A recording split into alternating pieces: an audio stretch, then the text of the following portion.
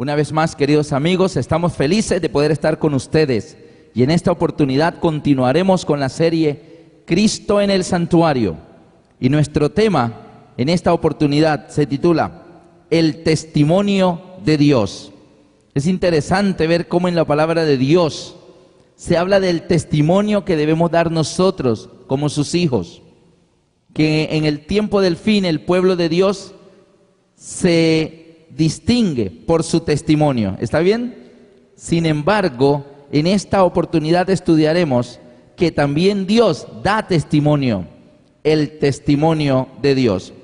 Y hablamos ayer del tema del trono, pero hoy vamos a ver qué había, ¿verdad?, dentro del mueble que desde 1844 hasta el fin del tiempo de gracia representa el trono de Dios en el tiempo del juicio investigador o del día de la expiación, que es el arca del testimonio o el arca del pacto. Vamos a ver hoy qué había dentro de esa arca del pacto. Vamos a ver cómo estaba construida el arca.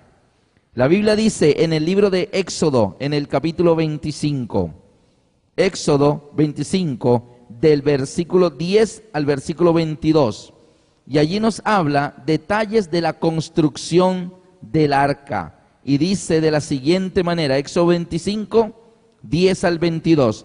Leeremos solamente la parte que tiene que ver con la construcción del arca. Dice así: harán también un arca de madera de acacia, cuya longitud será de 2 codos y medio, su anchura de codo y medio, y su altura de codo y medio.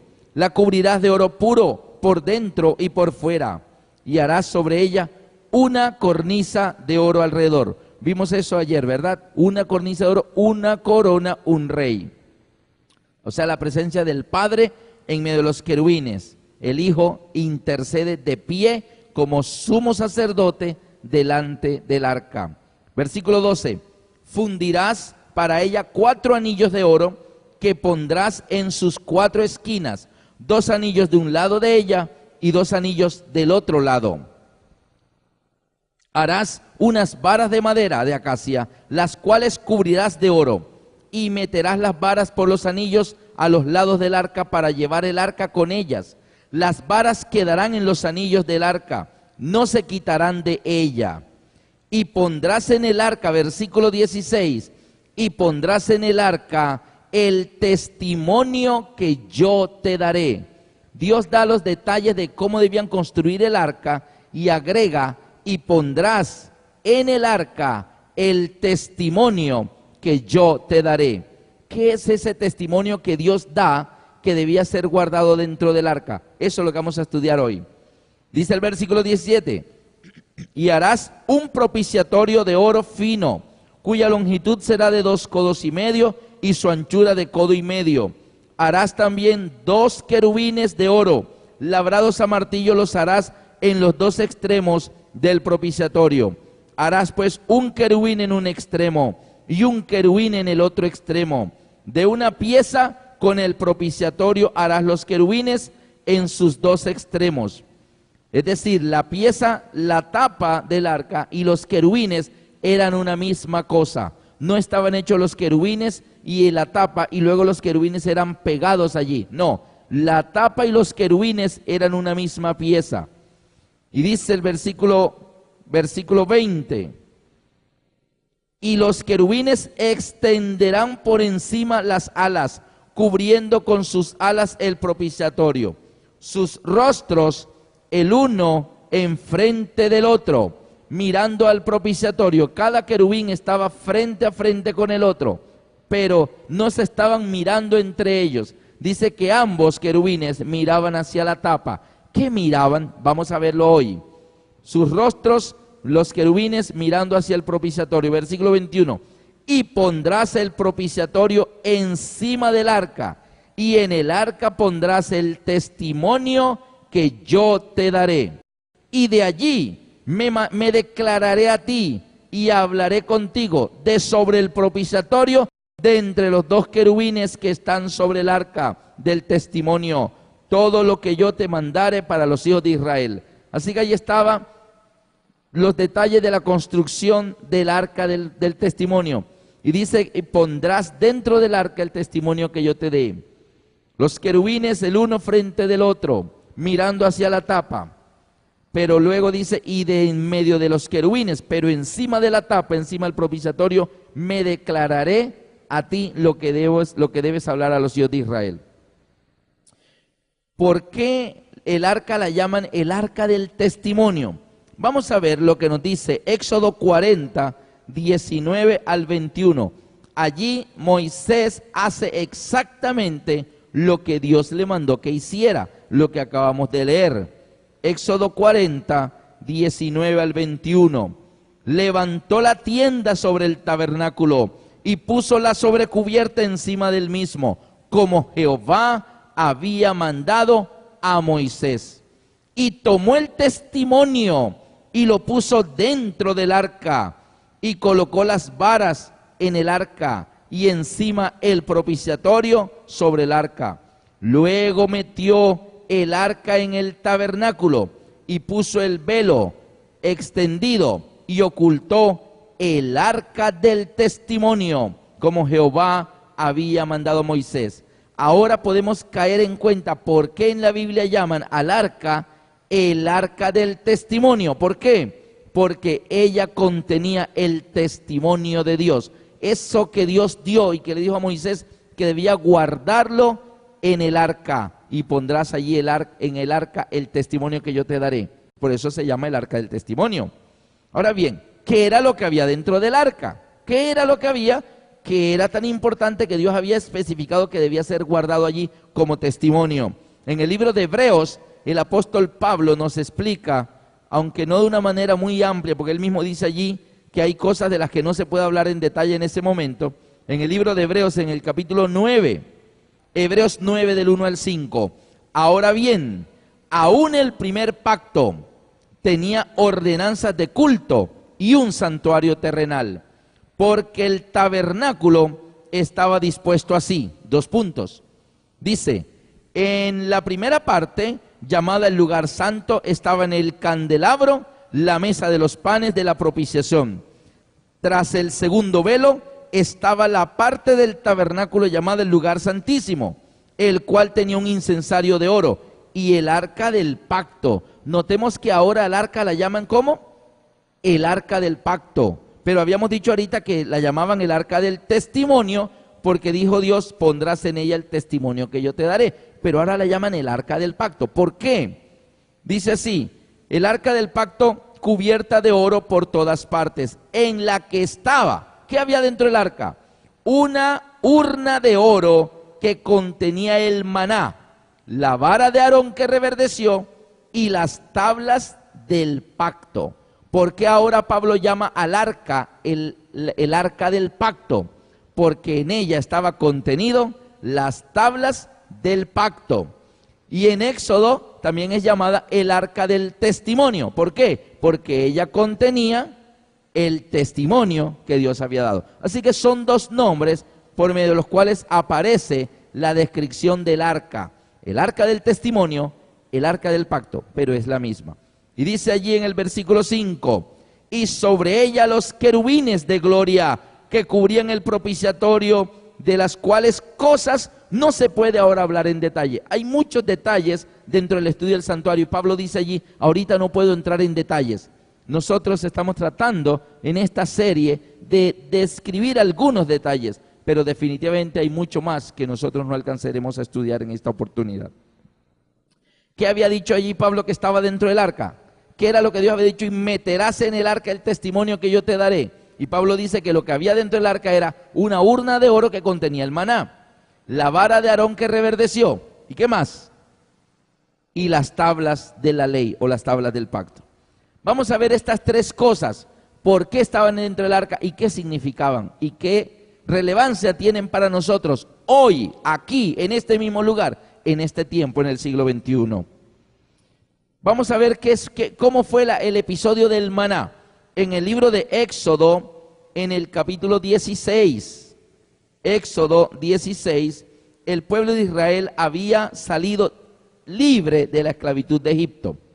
Y dice Éxodo 16, del 1 en adelante, partió luego de Elim toda la congregación de los hijos de Israel, y vino al desierto de Sim, que está entre Elim y Sinaí, a los 15 días del segundo mes, después que salieron de la tierra de Egipto.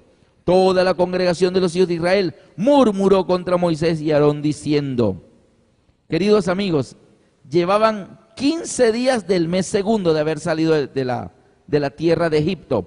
Es decir, llevaban mes y medio ya en la libertad. Y en ese mes y medio, ellos cuando salieron de Egipto habían traído masa, y era una gran cantidad de masa que habían preparado para el camino, y era tan grande la cantidad, dice, que la envolvieron en sábanas. Así que durante esos 45 días ellos tuvieron alimentos. Prepararon buñuelitos, prepararon arepitas, prepararon torticas, prepararon cosas. Y estuvieron comiendo por mes y medio, pero llegó un momento en que eso se les terminó. Se acabó la comida. Y entonces el pueblo murmuró. Dice contra Moisés y Aarón en el desierto, y les decían los hijos de Israel, ojalá hubiéramos muerto por mano de Jehová en la tierra de Egipto, cuando nos sentábamos a las ollas de carne. La comida los quería hacer volver. Cuando comíamos pan hasta saciarnos, pues nos habéis sacado a este desierto para matar de hambre a esta multitud.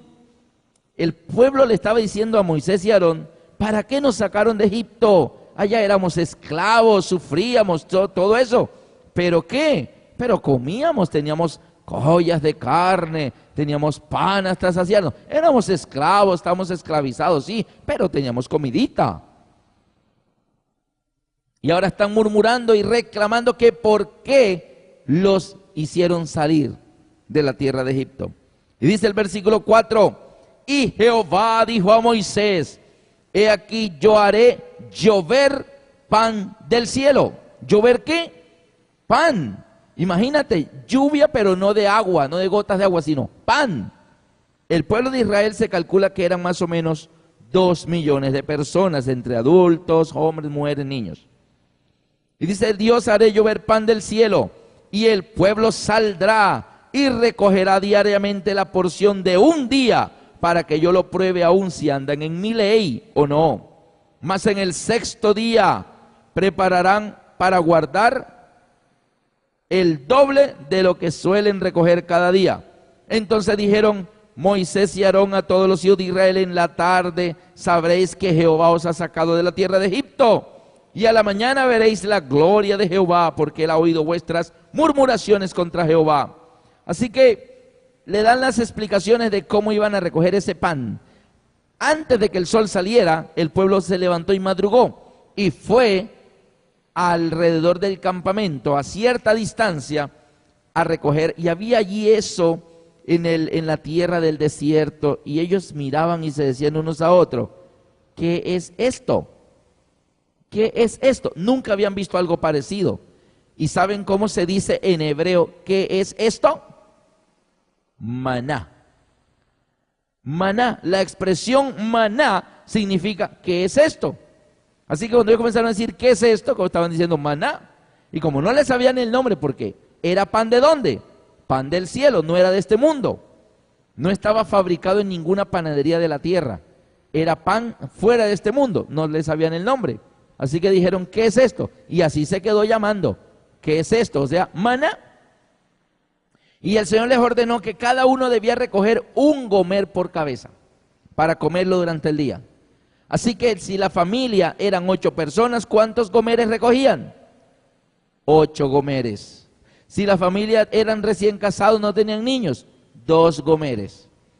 Así que la familia numerosa recogía mucho y la familia que eran poquitos recogía un poco, pero nadie le faltaba porque cada uno recogía lo que debía comer cada uno durante un día.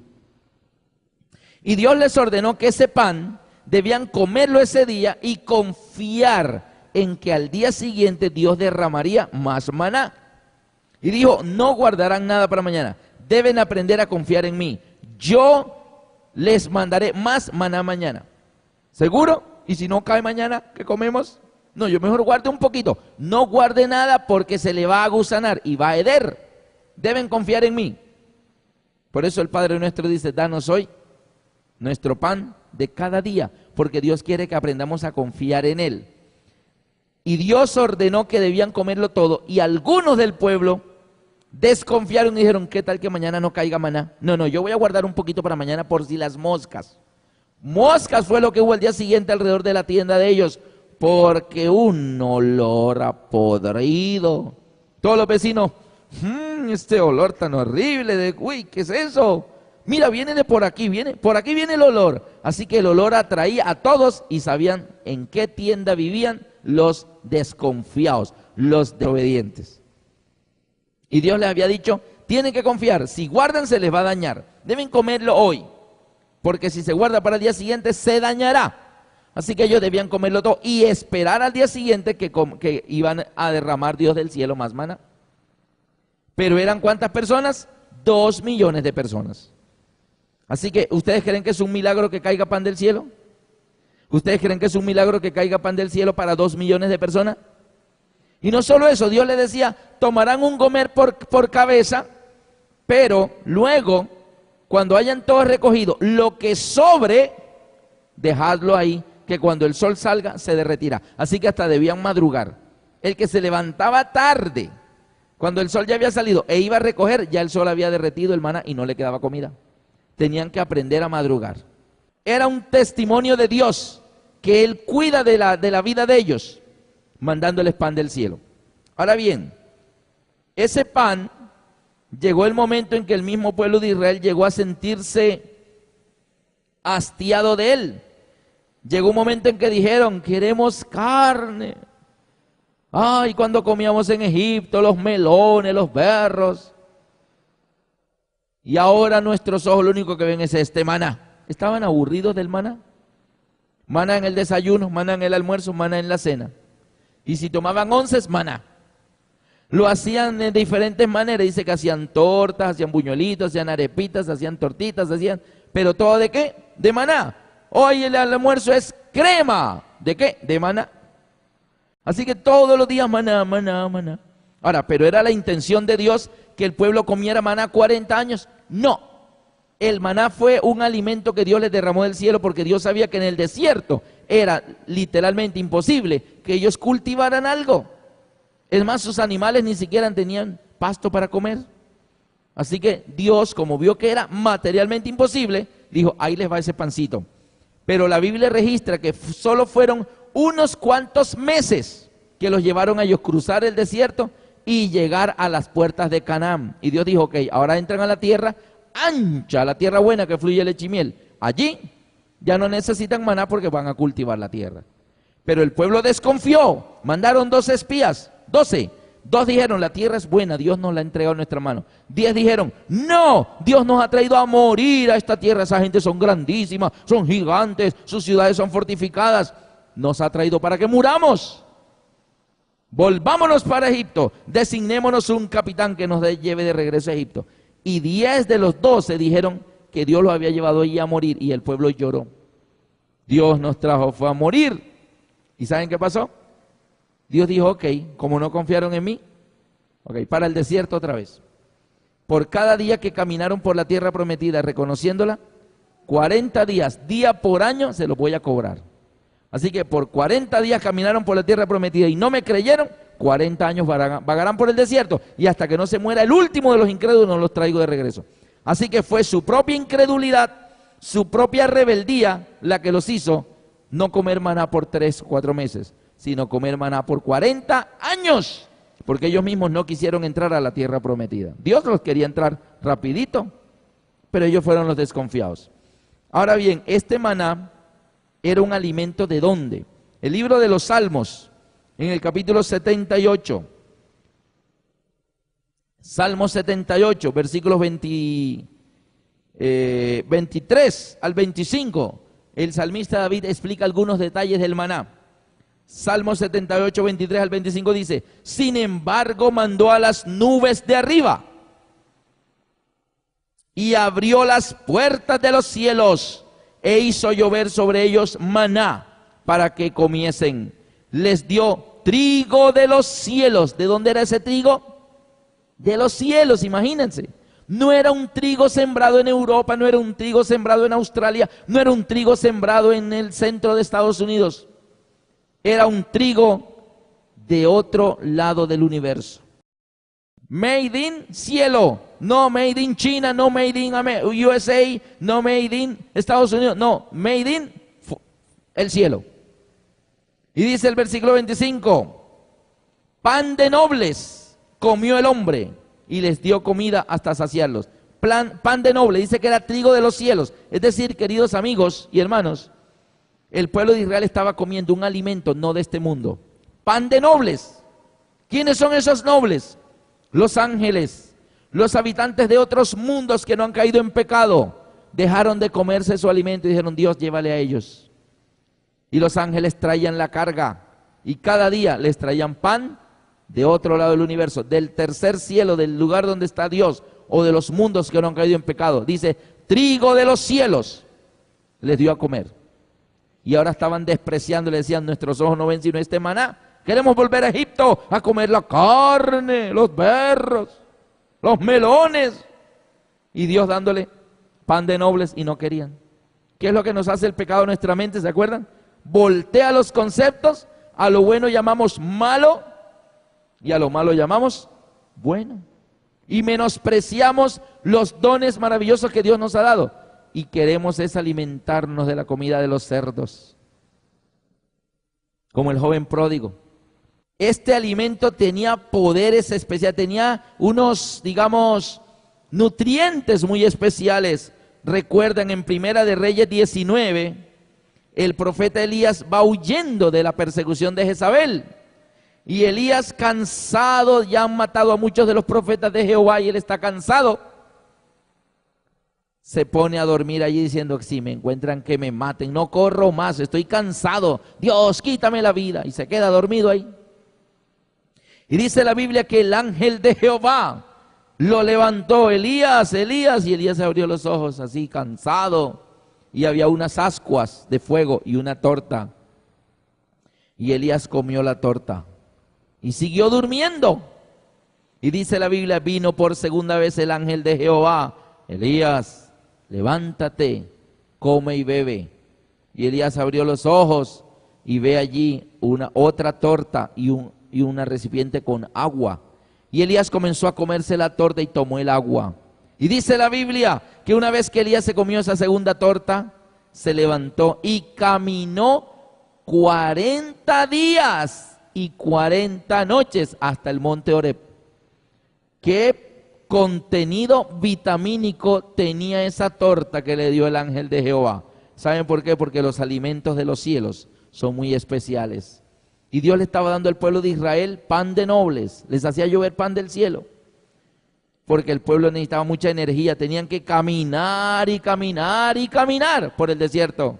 Necesitaban buena fuerza. Y Dios le dijo, tomen esto, ese pan. Ahora bien, ese maná, ese pan, el poder de Dios manifestado, su amor a través del maná. ¿Qué pidió Dios a Moisés que hicieran con el maná? Éxodo 16, 32 al 34. ¿Qué le pidió Dios a Moisés que hicieran? Éxodo 16, 32 al 34. Dice así, y dijo Moisés, esto es lo que Jehová ha mandado, llenad un gomer de él y guardadlo para vuestros descendientes, a fin de que vean el pan que yo os di a comer en el desierto, cuando yo os saqué de la tierra de Egipto. Y dijo Moisés a Aarón, toma una vasija y pon en ella un gomer de maná y ponlo delante de Jehová para que sea guardado para vuestros descendientes. Y Aarón lo puso delante del testimonio para guardarlo, como Jehová lo mandó a Moisés. Dios ordenó que tomaran una vasija y un gomer de maná y lo guardaran dentro del arca y que sirviera de testimonio para las generaciones futuras, porque las generaciones futuras, el pueblo de Dios, viviríamos momentos difíciles y necesitaríamos nunca olvidar que Dios es el que nos sustenta en tiempos difíciles. Cuando es imposible tener las cosas por medios humanos, Dios te la hará bajar del cielo, porque Él sabe que humanamente no lo podemos lograr. Amén. Ahí estaba el primer testimonio de Dios, el maná. ¿Qué otra cosa estaba dentro del arca? Lo leímos ahorita. La vara de Aarón. En el libro de Números, capítulo 17, hubo un incidente en el pueblo de Israel. Números 17. Y dice que el pueblo de Israel comenzaron a rebeldizarse, que por qué Aarón y Moisés eran los escogidos, que habían más príncipes, cabezas de las tribus que podían ejercer el cargo de Moisés o el de Aarón, y específicamente querían el de Aarón, el de sumo sacerdote. Y entonces le dijeron a Moisés que por qué ellos dos, la familia, los dos hermanos habían monopolizado ese liderazgo, el uno como guía del pueblo de Israel en legislativo, en el liderazgo político o en el estilo de vida, Moisés, y el otro en la parte espiritual. No, hay más príncipes. Entonces Dios intervino y en Número 17 dice: luego habló Jehová a Moisés diciendo: habla a los hijos de Israel y toma de ellos una vara por cada casa de los padres, de todos los príncipes de ellos, 12 varas conforme a las casas de sus padres, y escribirás el nombre de cada uno sobre su vara, y escribirás el nombre de Aarón sobre la vara de Leví, porque cada jefe de familia de sus padres tendrá una vara, y las pondrás en el tabernáculo de reunión delante del testimonio, donde yo me manifestaré a vosotros, y florecerá la vara del varón que yo escoja, y haré cesar de delante de mí las quejas de los hijos de Israel con que murmuran contra vosotros. Cuando los príncipes oyeron eso, dijeron: ¡guau! Pan comido. La vara de Aarón es la más vieja. Aarón es el hombre más anciano. Así que esa vara Aarón llevaba como 40 años con ella. Era un palo seco, era un palo ya liso, brillante de tanto Aarón usarlo por tantos años. Que esa vara vuelva a florecer como cuando estaba recién tomada del árbol. La mía es más nueva. Es más probable que mi vara, que apenas tiene 2 meses de uso, es nueva, va a florecer. La de Aarón ya casi está petrificada. Así que las probabilidades de que una vara seca, un palo seco, como era la vara de Aarón, un hombre ya anciano, volviera a florecer, no. Y Dios le dijo: déjenme las varas aquí, váyanse a su casa, mañana vuelvan. La vara que haya vuelto a ponerse verde, el dueño de esa vara es el que yo escogí. Se fueron. Versículo 6. Y Moisés habló a los hijos de Israel, y todos los príncipes de ellos le dieron sus varas, cada príncipe por las casas de sus padres, una vara en total 12 varas, y la vara de Aarón estaba entre las varas de ellos. Y Moisés puso las varas delante de Jehová en el tabernáculo del testimonio. Y aconteció que al día siguiente vino Moisés al tabernáculo del testimonio, y he aquí que la vara de Aarón de la casa de Leví había reverdecido. Con eso era suficiente. Era la vara verde, las demás estaban ya color maderita. Pero la vara verde ya había reverdecido, como cuando tiene la clorofila, la savia otra vez dentro de ella, fluyendo, dándole vida. La vara de Aarón había reverdecido. Pero ¿qué más? Había echado flores en una noche. Se volvió a poner verde y le salieron flores. ¿Qué más? Y había arrojado renuevos. Y también había producido almendros. Hasta se sabía de qué árbol era la vara. Era de almendros. Y tenía frutitas de almendro. Dios no quería que quedara la menor duda de que la persona que él había escogido era el representante de la tribu de Leví, o sea, Aarón. Dios es exagerado, ¿cierto? No solamente se dijo: ok, la que vuelva a reverdecer. Bueno, con que la vara de Aarón hubiera reverdecido era suficiente. Pero ¿qué hizo Dios? No solamente reverdeció, sino que se puso con flores y renuevos, hojitas y todo, nuevecitas, tiernas, y además frutitas maduras para comer. Un milagro obrado por el poder de Dios, como el maná, que caiga pan del cielo, eso es un milagro. Queridos amigos, en esta lámina podemos ver que en el arca estaban dos elementos que muestran el poder de Dios de obrar milagros, de ir en contra de lo natural, es decir, hacer que ocurran cosas por el poder de Dios, porque por naturaleza nunca podrían ocurrir, pero Dios lo hace. ¿Y qué representa esto? Esto representa que el pan, recuérdense que todo lo del santuario era símbolo de las realidades del plan de salvación. Y en Juan 6:31 Jesús le dice a los fariseos: no os dio Moisés el verdadero pan del cielo. Ese maná que cayó en el desierto no es el verdadero pan del cielo. Mi Padre os da el verdadero pan del cielo, es decir, mi Padre les da aquel que es el pan. Yo soy el pan de vida. El que me recibe no tendrá hambre jamás. Por eso en la Santa Cena Jesús toma el pan y lo parte y dice: esto es mi cuerpo. Así que aquel pan que baja del cielo representa que Dios da el alimento, y el alimento es nuestro Señor Jesucristo, que nos salva de la muerte por el pecado. Además, la vara de Aarón, una vara seca, ya muerta, vuelve a tener una vida fresca, volvió a reverdecer, a tener renuevos, flores y hasta frutas. También, queridos amigos, esto representa cuando en cierta ocasión un hombre muere, le avisan a Jesús: tu amigo Lázaro está grave. Oh, bueno, señores, perdone que detenga el sermón aquí, me tengo que ir porque tengo un amigo grave. Jesús dijo: ah, bueno, está bien, yo sé que está grave. Y siguió predicando y todo decía: ve, no lo amaba como pensábamos. Y Jesús a propósito dejó que Lázaro se muriera. Señor, Lázaro ya está que muere. Sí, déjenlo, déjenlo. Y todos como asombrados, pero no es su amigo, no lo amaba como pensábamos. ¿Y sabe qué ocurrió? Cuando Jesús supo que Lázaro estaba muerto, aún esperó el cuarto día. Y cuando habían pasado 4 días, ahí sí fue a Betania y llegó. Y las hermanas de Lázaro ambas hicieron la misma observación: Señor, si tú hubieras estado aquí, mi hermano no habría muerto, pero no viniste, mi hermano se murió. Y Jesús le dice: el que cree en mí, aunque esté muerto, vivirá. Yo soy la resurrección y la vida. El que cree en mí, aunque esté muerto, vivirá.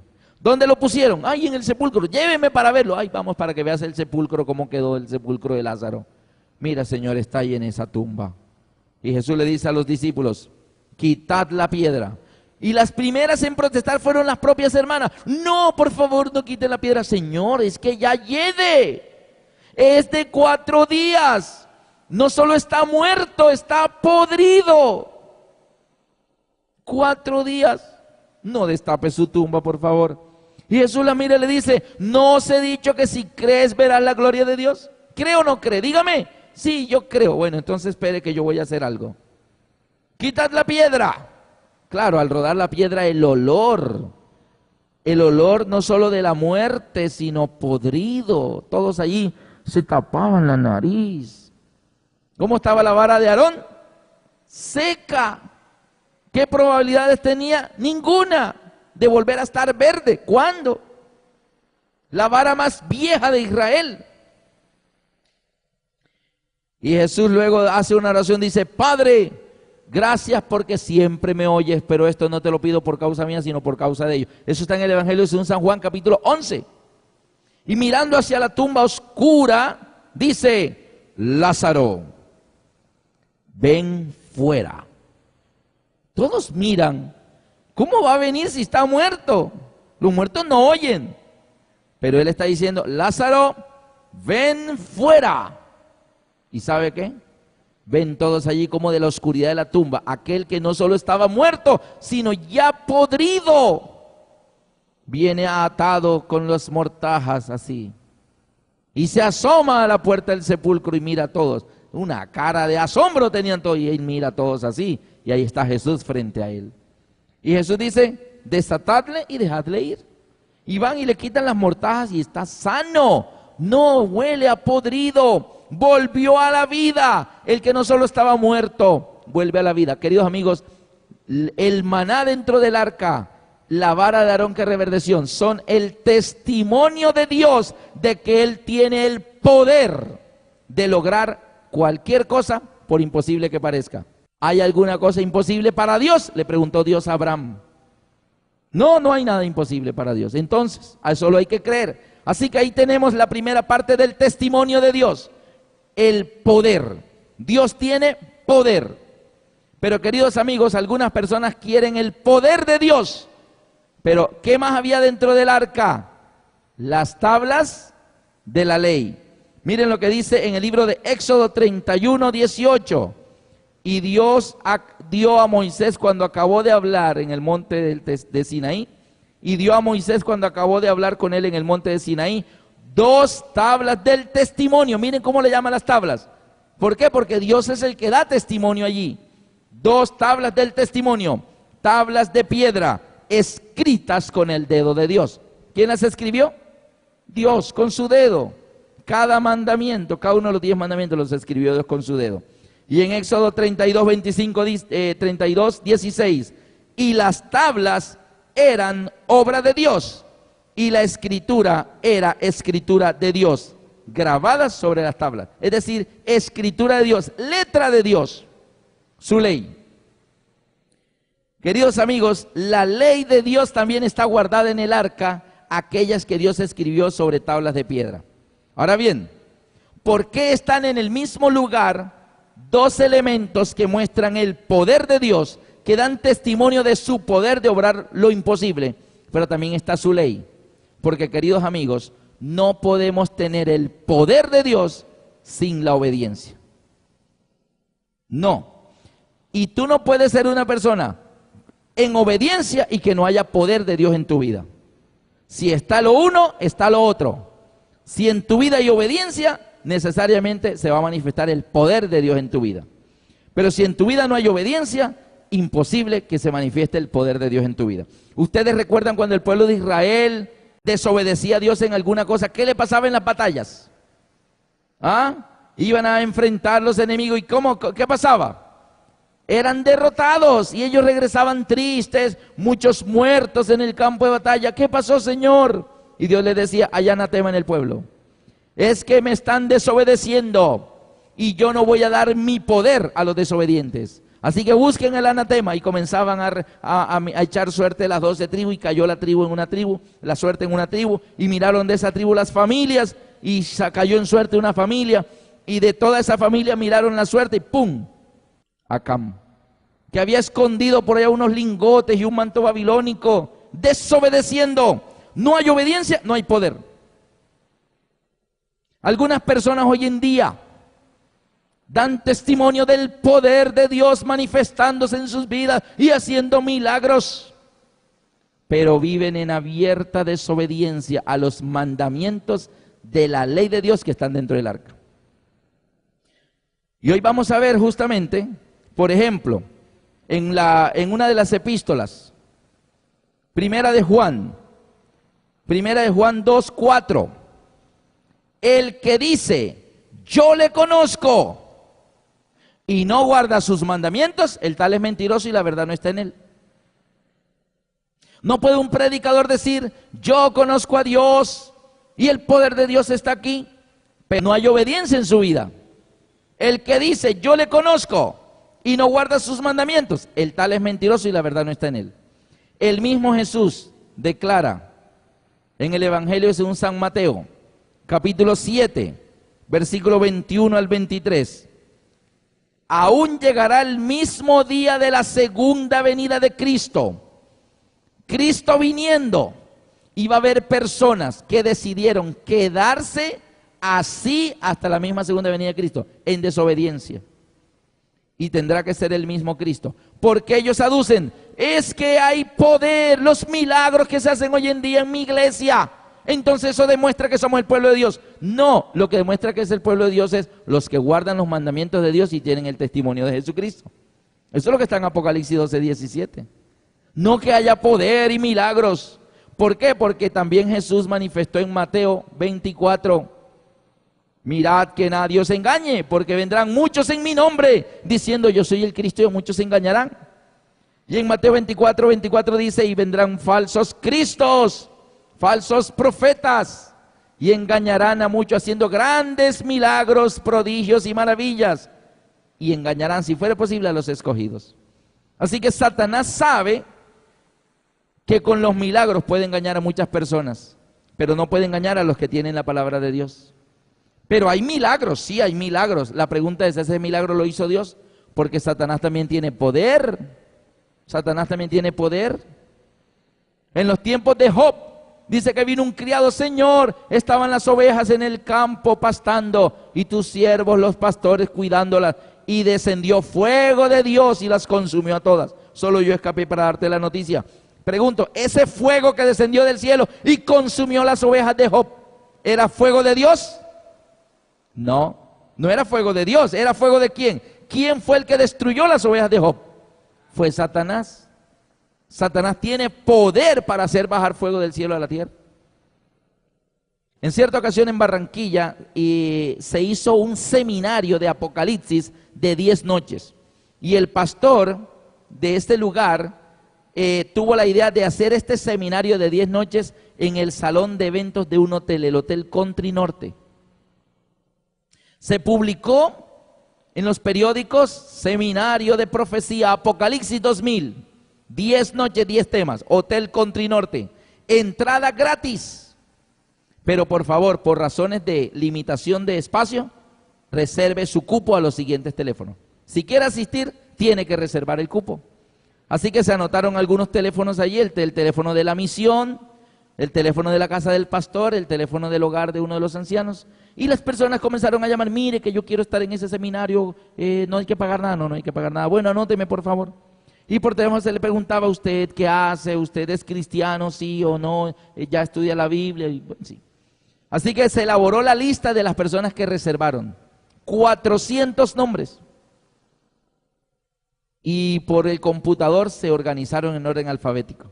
El día del seminario, ahí estaba una hermosa mesa adornada con unas flores, un mantel blanco que bajaba hasta el piso, y 3 hermanas, la esposa del pastor y 2 hermanas más, con sus listas en computador. Y las personas llegaban: mire, vengo para el seminario de profecía Apocalipsis 2000. ¿Usted reservó? Sí, señor. ¿Cómo es su nombre? Rodríguez. Rodríguez. Aquí está Rodríguez, sí, señor, ¿cómo no? ¿Usted nos regala su teléfono? ¿Usted ya es cristiano? ¿Pertenece a alguna denominación religiosa? Claro. ¿Y usted cómo supo este seminario? No en el periódico, no, que un amigo me avisó. Por esa lista, queridos amigos, se pudo definir que de los asistentes, de los 400 personas que asistieron, unos 250 eran cristianos protestantes, entre evangélicos, pentecostales, de diversas denominaciones religiosas. De los 250 hermanos protestantes que estaban allí, 6 eran pastores. Cuando yo supe que había 6 pastores allí sentados, me dio mucho susto. Tenía que predicar Apocalipsis y habían 6 pastores para escuchar. Personas que saben mucho de teología. Pero yo me puse en la mano de Dios y le dije: Dios mío, ayúdame y habla tú.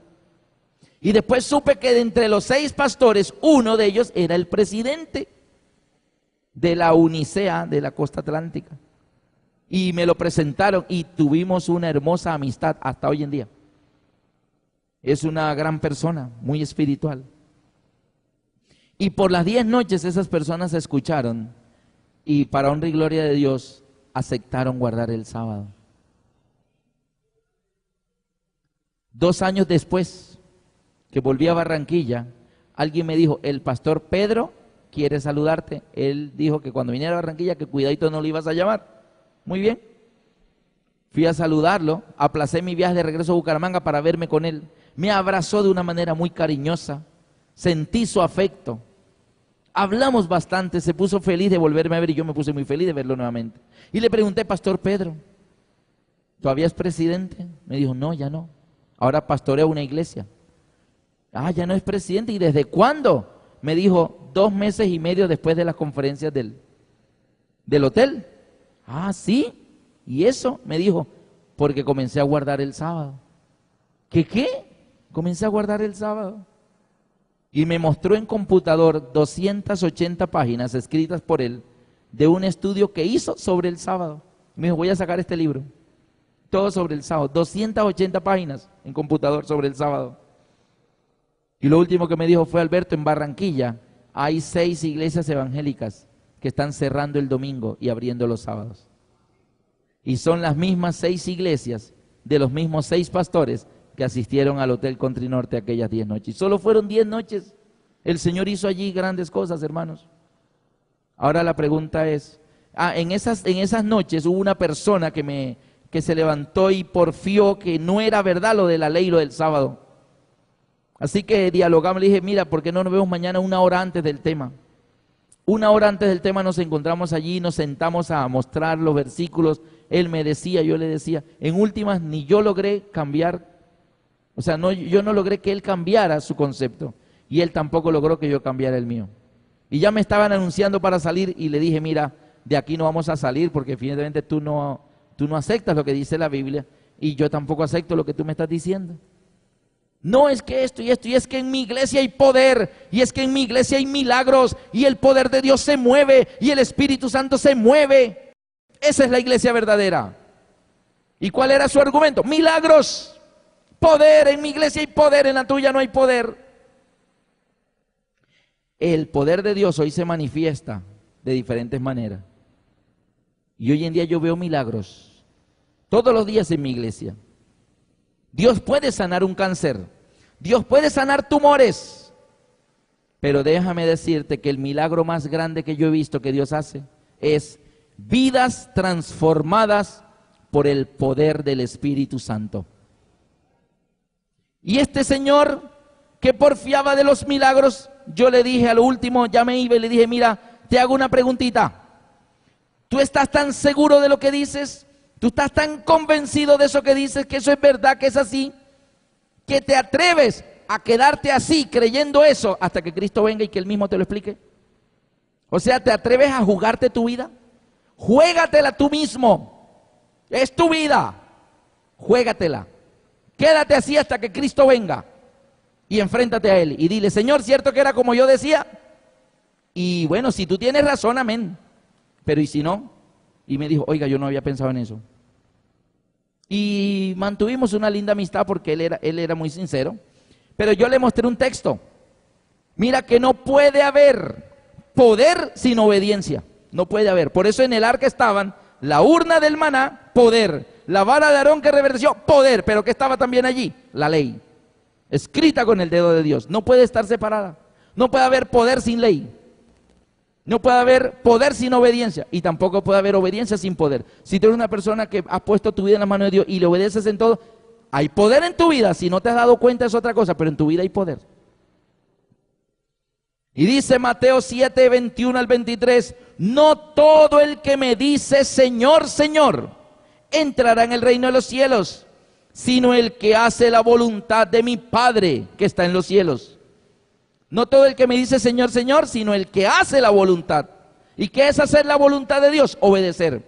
En el árbol del Edén, ¿cuál era la voluntad de Dios? No comas.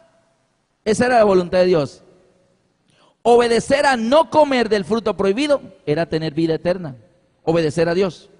No obedecer a Dios, comió desobediencia. Y dice la Biblia, muchos me dirán en aquel día, o sea, llegará el mismo día de la segunda venida de Cristo, y no serán poquitos, sino ¿cuántos? Muchos me dirán en aquel día, Señor, Señor, y mira cuáles son los argumentos. Señor, ¿no profetizamos en tu nombre? ¿En tu nombre echamos fuera demonios? ¿Y en tu nombre hicimos muchos milagros? O sea, soy tuyo, ¿cierto? Soy tuyo, sí. ¿Y qué les dice Jesús? Entonces les declararé, nunca os conocí, apartados de mí, hacedores de maldad. Estas personas llegarán al mismo día de la segunda venida de Cristo, creyendo que porque había poder, un poder sobrehumano que se manifestaba entre ellos, eso era garantía de que eran el pueblo de Dios. Y le dicen, Señor, pero en tu nombre yo hice esto, y en tu nombre echamos fuera demonios, y en tu nombre hicimos muchos milagros, y en tu nombre profetizamos. Y Jesús dice, no sé quién eres tú, no te conozco. Había poder sin obediencia. Y ellos creyeron que era poder de Dios. Y Cristo mismo les tiene que decir al final, no te conozco. Y entonces, ¿ese poder de dónde salió? Apocalipsis dice, pues son espíritus de demonios que hacen las señales y van a los reyes de la tierra. Porque pueden engañar. Satanás no puede engañar a la gente con verdad porque no hay verdad en él.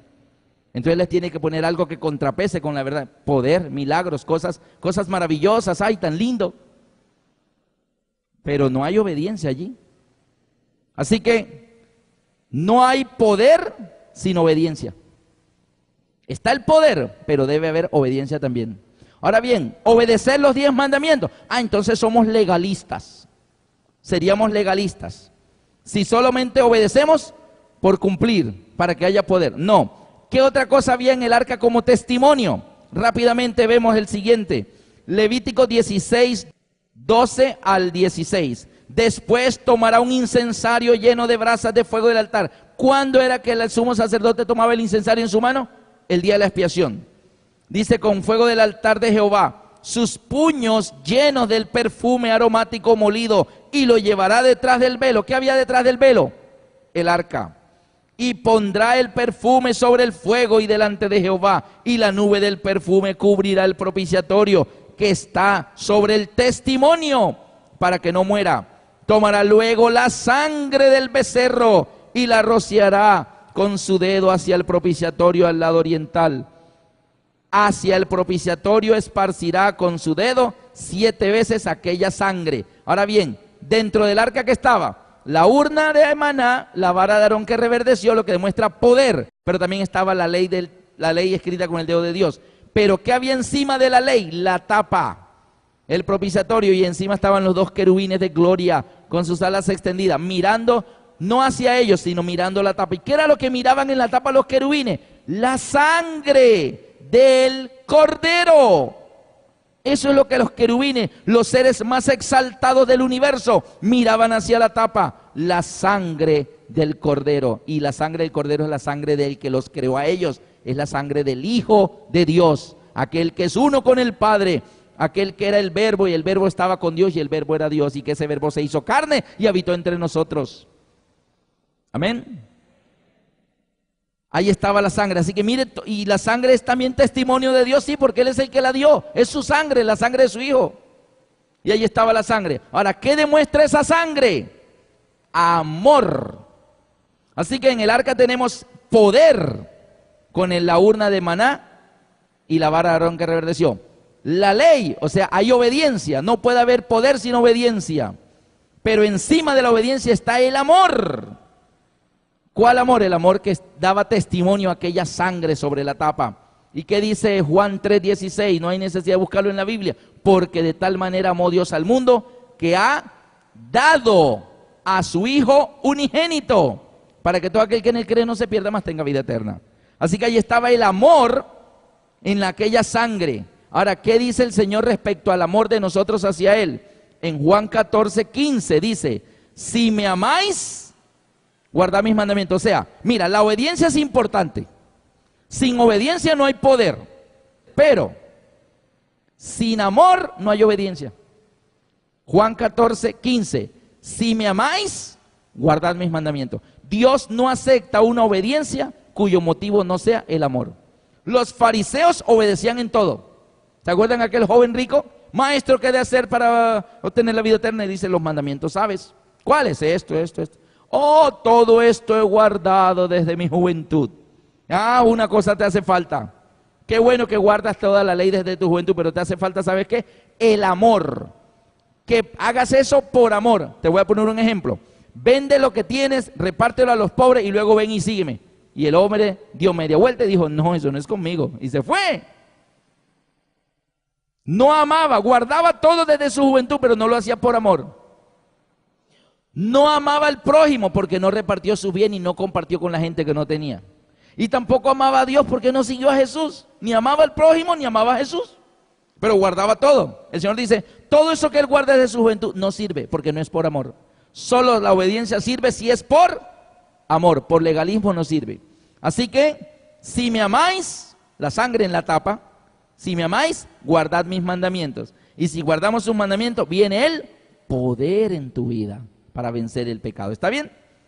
Así que ya tenemos el poder Pero no hay poder sin obediencia, y la obediencia que no es por amor no sirve.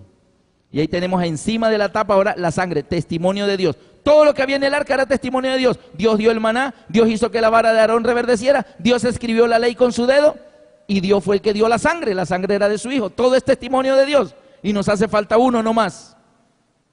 Lo que está en Éxodo 25, 18 al 22. ¿Qué más había en el arca?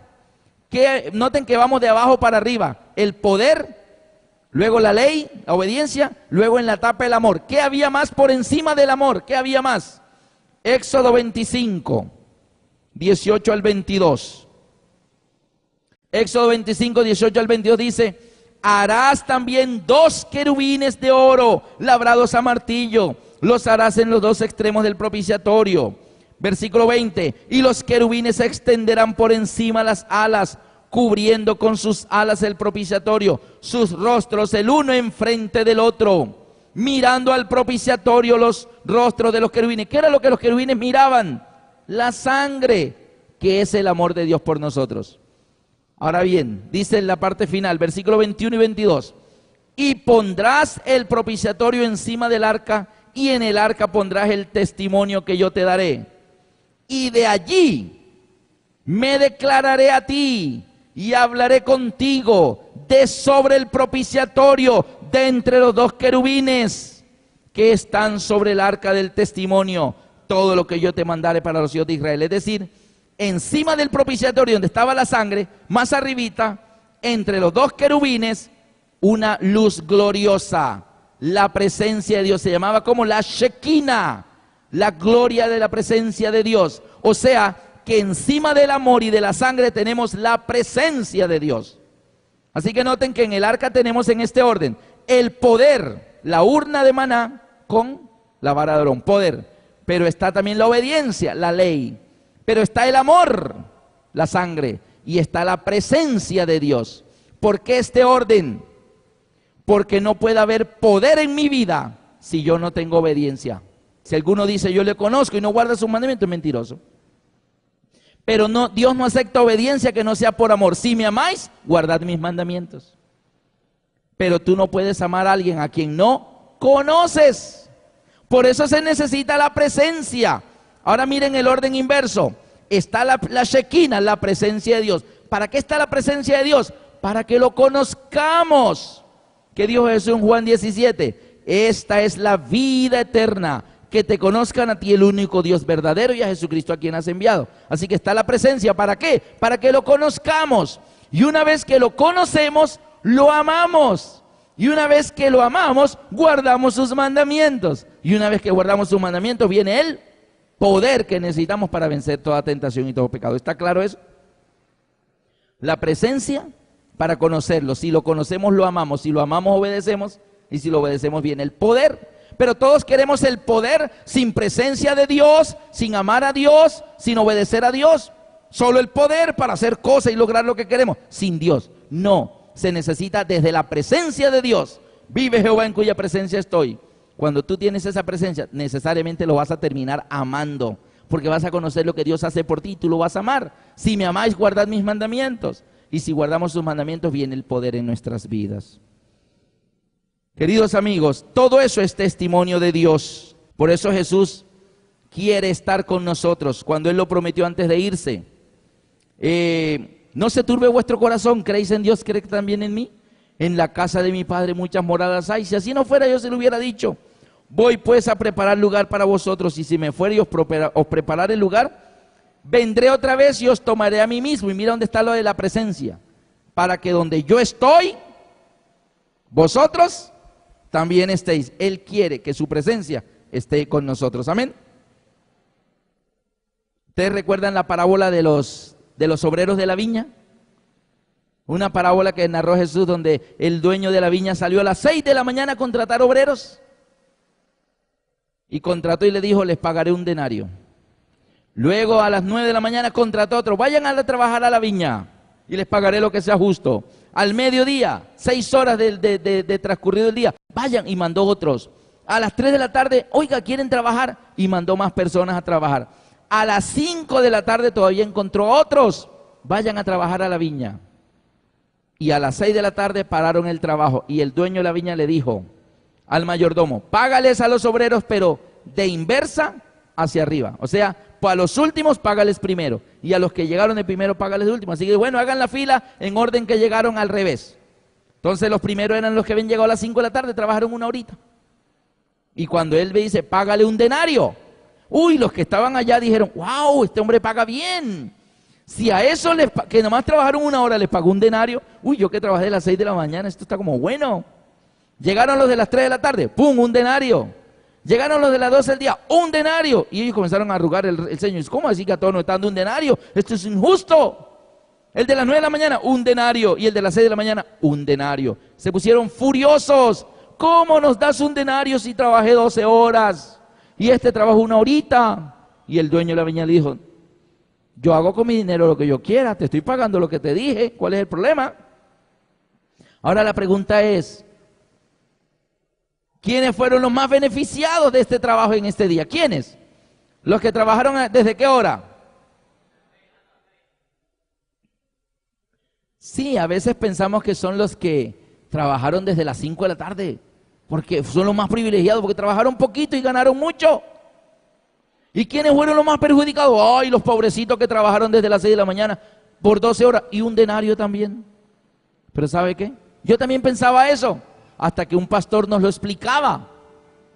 Un pastor en Bucaramanga, el pastor Carlos Salomé, nos explicó, dijo: ¿sabe por qué siempre pensamos que los más privilegiados son los de las 5 de la tarde? Porque tenemos aquí clavado en nuestra mente el bendito denario. Con esa misma palabra nos lo explicó, el bendito denario. Es 1 horita de trabajo y un denario. Pero ¿sabe quiénes fueron los más privilegiados? Los que trabajaron desde las 6 de la mañana por un denario. ¿Y quiénes fueron los menos privilegiados? Los que trabajaron desde las 5 de la tarde hasta las 6 por un denario también. ¿Por qué? ¿A quién representa en la parábola el dueño de la viña? A Dios. Ahora la pregunta es: ¿quiénes pasaron más tiempo con Dios, con el dueño de la viña? Los que comenzaron desde las 6 de la mañana. Tuvieron el privilegio de estar en la presencia de Él por 12 horas. ¡Qué privilegio! Mientras que el otro, 1 horita, llegó a las 5 y a las 6 ya se acabó todo. Solo pasó 1 horita con el dueño de la viña. Queridos amigos, la presencia de Dios es lo más importante en este tiempo. Y hoy en día esa presencia, Dios nos está dando testimonio de su amor a través de esa presencia. Él lo prometió antes de ir al cielo y de regresar con el Padre: he aquí yo estoy con vosotros todos los días hasta el fin del mundo. No menospreciemos su presencia, porque a veces tenemos la tendencia de vivir la vida cristiana a diario como si estuviéramos solos, como si Él no estuviera ahí. ¿Cuántos en esta oportunidad quisieran agradecer a Dios por ese testimonio que Dios nos ha dado? Nos ha dado su poder, nos ha dado su ley, nos ha dado su amor a través de su sangre en la cruz, pero también nos ha dado la presencia a través del Espíritu Santo. ¿Cuántos quieren pedirle a Dios en esta oportunidad colocándose de pie? Dios, ayúdame a valorar tu presencia, a caminar contigo para conocerte, porque si te conozco, te amaré y estará el amor allí. Y si te amo, guardaré tus mandamientos. Ahí está la ley. Y si guardo tus mandamientos, yo sé que tú me darás tu poder en mi vida y seremos vencedores por medio de aquel que nos amó. Amén.